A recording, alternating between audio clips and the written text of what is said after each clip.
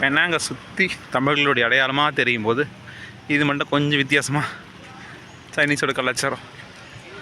இன்னும் மேலே போனுங்க, இங்கே தமிழர்களை பார்க்க முடியலங்க. இந்த கோவிலை சுற்றி தமிழர்கள் வாழ்கிற பகுதியாக தான் இருக்குது. ஆனால் இந்த இடத்துல தமிழர்களை பார்க்க முடியல. ஃபுல்லாக ஃபாரினர்ஸ் தான். போயிருங்க ஒரு வழியாக ஏறி இறங்கி எல்லாத்தையும் பார்த்துட்டு ஆஃப் மைண்டை தான் கிளம்புறேன். ஏன்னா திரும்ப நான் பெனாங் வருவேன்னு தெரியாது. நடு ராத்திரி கிளம்பி போகிறோங்க இங்கேருந்து ஏர்போர்ட்டுக்கு. வழக்கம் போலுங்க கடைசியாக தான் போயிட்டுருக்கோம். ஏன்னா விண்டோ சீட் கன்ஃபார்ம் ஆகிடுச்சு. அதனால் தைரியமாக போகலாம். எவ்வளோ பொறுமையாக வேணால் போங்க.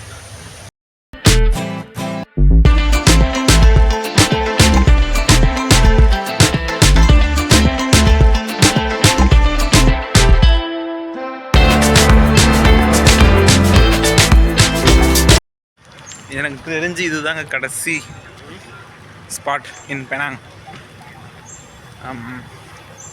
நிறைய இடத்த கவர் பண்ணணும்னு நினச்சேன். மழை கொஞ்சம் இங்கே அதிகமாக மழை வந்துகிட்டே இருக்குது. ரெய்னி சீசனில் வந்து மாட்டிக்கிட்டேன். அன்சீசன் தான் இருந்தாலும் கொஞ்சம் ரெய்னியாக இருக்குது. அதனால் ஒன்றும் பிரச்சனை இல்லை. மேக்ஸிமம் இடத்த கவர் பண்ணிட்டேன். பார்த்தேன், வீடியோ தான் எடுக்க முடியல. இதனால் கொஞ்சம் சந்தோஷம் தான், பார்த்தாச்சு. இது இப்போ நான் போகிறது உண்மையை சொன்னால் இது ஒரு புத்தர் கோவில். இதோட 50 புத்தர் கோவில் போயாச்சு இந்த ட்ரிப்பில். இருந்தாலும் இங்கேயும் திரும்ப போகணும் அப்படின்னு நினைக்கிறதுக்கான முக்கியமான ரீசன் இந்த கோவிலுக்கு இருக்கிற ஸ்பெஷல். அது என்னென்னா, சவுத் ஈஸ்ட் ஏஷியாலேயே மிகப்பெரிய புத்தர் கோவில் இதுதாங்க. மலை மேலே ஏறி போகணும். ஸ்டெப்ஸு மேலே ஏற ஆரம்பித்தாச்சு. வியட்நாமில் நிறைய மேலே ஏறிட்டோம். இப்போ திரும்பவும் மேலே ஏற ஒரு ஆப்ஷன். எனக்கு தெரிஞ்சு தான் கடைசியாக நான் மேலே ஏறதுன்னு நினைக்கிறேன். இல்லைங்க, மலேசியாவில் முருகர் கோவிலுக்கு மேலே ஏற வேண்டியது இருக்குது. அதனால்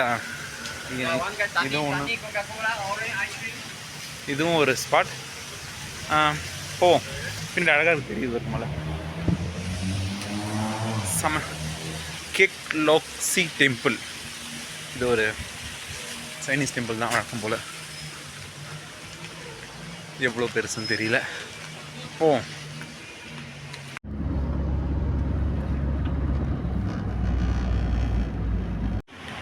பெனாங்கை சுற்றி தமிழர்களுடைய அடையாளமாக தெரியும் போது இது மட்டும் கொஞ்சம் வித்தியாசமாக சைனீஸோட கலாச்சாரம். இன்னும் மேலே போகணுங்க. பாதி தூரம் தான் வந்திருக்கேன். இன்னும் இங்கேருந்து மேலே போகணும். ரொம்ப அழகாக இருக்குது. ஆக்சுவலாக அந்த மலையிலேருந்து பார்த்தேன் நேற்று. அப்போலேருந்து இங்கே வரணும் அப்படிங்கிற மாதிரி மைண்ட் செட்லேயே இருந்தேன். நாளைக்கு ஊருக்கு கிளம்ப வேண்டியது. காலையிலே வந்திருக்கணும். மழை பெஞ்சதுனால வர முடியல. ஸோ இன்றைக்கி கண்டிப்பாக இங்கே வந்து தான் ஆகணும். முடிவு பண்ணியாச்சு, வந்தாச்சு. இன்னும் மேலே ஏறுவோம். அப்படியே பின்னாடி பாருங்களேன். அந்த பாயிண்ட்ல இருந்து தான் நான் நேற்று பார்த்தேன்.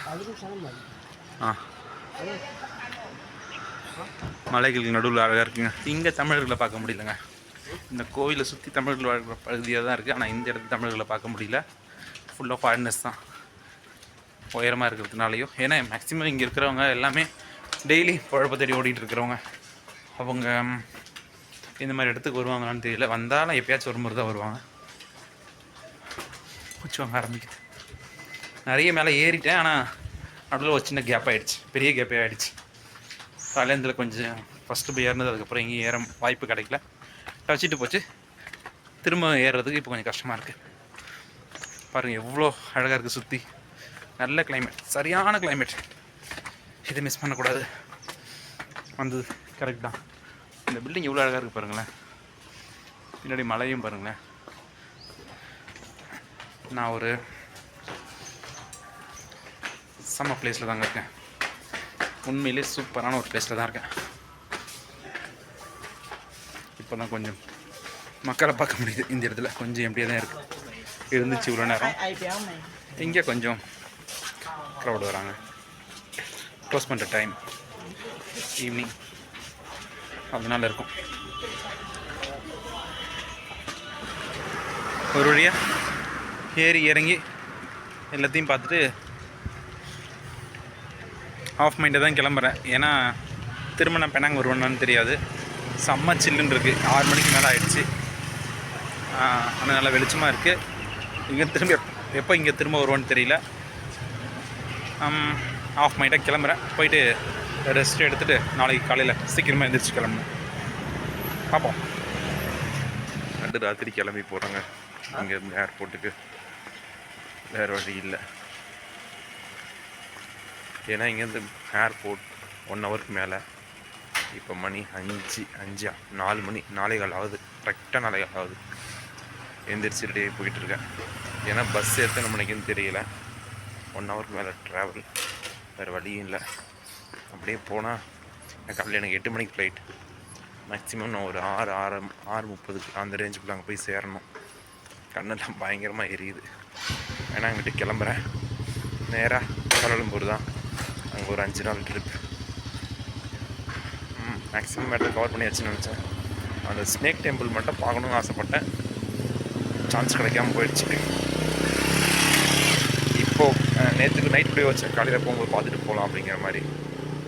ஆனால் இங்கே பஸ்ஸே எப்போ வரும்னு தெரியல. அதனால் இப்போதைக்கு அந்த வாய்ப்பு இல்லை அப்படி தான் நினைக்கிறேன். சான்ஸ் கிடச்சா இருந்து பார்த்துட்டு போகிறேன், இல்லைன்னா நெக்ஸ்ட் டைம். பெனாங் ஏர்போர்ட்டில் தாங்க இருக்கேன். ரொம்ப சீக்கிரமாக வந்தாச்சு, பயங்கரமாக குளிருது. அதுதான் எக்ஸ்ட்ரா ஒரு செட்டப். ஃப்ளைட் வந்து நின்றுச்சு. ஆக்சுவலாக இப்போ மணி 6 தான் ஆகுது. ஆனால் வந்து நின்றுச்சு. நானும் வெளியில் வெயிட் பண்ணி பார்த்தேன். போர் அடிக்க ஆரம்பிச்சு உள்ளே வந்துட்டேன். பார்த்தா காலிங் பண்ணவே இன்னும் ஒரு 1/2 ஹவருக்கு மேலே ஆகும். பட் அந்த பக்கம் இருக்குது, நின்றுட்டுருக்கு ஃப்ளைட்ஸ் எல்லாம் பின்னாடி. அதுவும் அங்கே நின்றுட்டுருக்கு பாருங்க. நான் ஏற வேண்டிய ஃப்ளைட். இன்னும் கால் பண்ணால் கூட நம்ம கடைசியாக தான் போக போகிறோம். அதனால் பொறுமையாகவே போவோம். வழக்கம் போலுங்க, கடைசியாக தான் போயிட்டுருக்கோம்.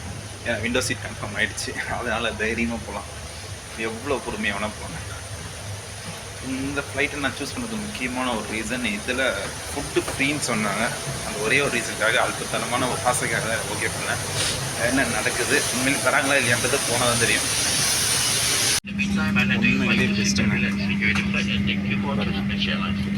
ஒய்ஃபை இருக்குது, ப்ளக் பாயிண்ட் இருக்குது. ஃபுட்டு மட்டும் தருவாங்களா இல்லைன்னு தெரியல. இந்த மாதிரி ஒரு செட்டப்லாம் நான் லோ காஸ்ட் ஏர்லைன் இப்போ தான் நான் பார்க்குறேன். ஆக்சுவலாக Malaysian airlines low cost airline கிடையாது. ஆனால் எனக்கு இன்றைக்கி ரொம்ப ரொம்ப ரொம்ப ரொம்ப சீப்பாக கிடச்ச ஒரு ஏர்லைன்.